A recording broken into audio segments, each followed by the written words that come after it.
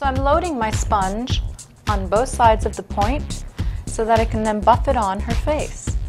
Now I've started already here on the jawline, which is where you want to match, although I matched earlier to her décolleté, which has a lot more color to it than her face and neck. You want to blend it carefully into the hairline so that you don't have a buildup of foundation in the hair. A peachy amber color to it, which gives her that bronzed look. That will also neutralize any blue under her eyes. So it's not always necessary to use a separate concealer. Now I am stippling where needed for a little bit of extra coverage, but you can see how well this foundation smooths everything out. Perfect for the camera. Okay.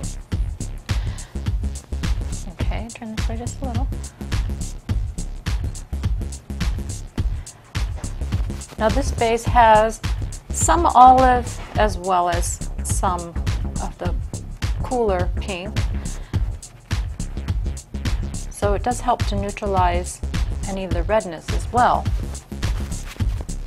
You can see. But a lot of that is also the coverage that I can get with this. I can shear this real fine with primer if I like. On Jilly, I think I want a little stronger coverage, and I also want to give her a tan look. So that's why I'm stippling and blending.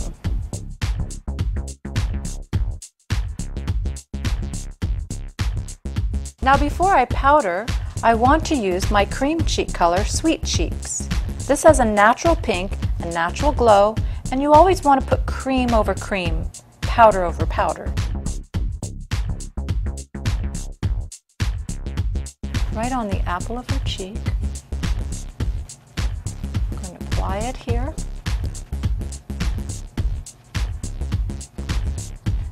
Now Carrie has very pink cheeks, so we want to make sure we get a nice blended, fresh pink cheek on her.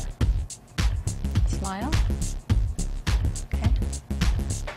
And then blend the edges out. So I'm applying it to the apples of her cheek as well as the center of her cheekbone. Now she has very rosy cheeks. Now I'm going to set her base with buttercream loose powder and my 510 large fan brush. I'm going to sweep it across her forehead first. Here's a nice light dusting, not too heavy. You don't want a lot of powder to get into those lines and creases. She doesn't have very many, but just any little thing helps.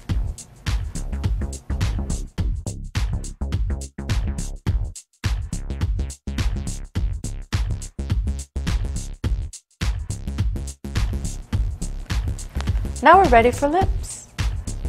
I'm going to start with my natural lip pencil and then add some pink frizz on top for a subtle shimmer.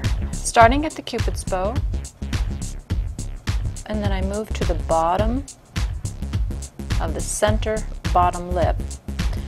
Then I go to the corner on the bottom lip, down to the center, and then again on this side. And then I'm going to blend that in.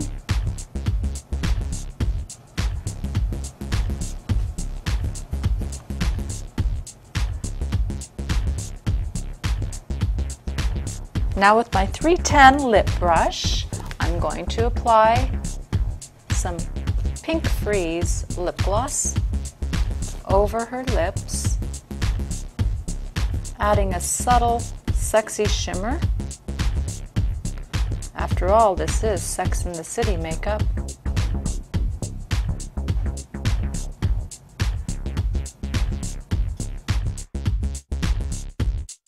Using my 510 large fan brush again, I'm going into my rose beige cheek color to create some cheek contour and a little bit of color glow. The color glow is what I call the perimeter of the face, brings the makeup together.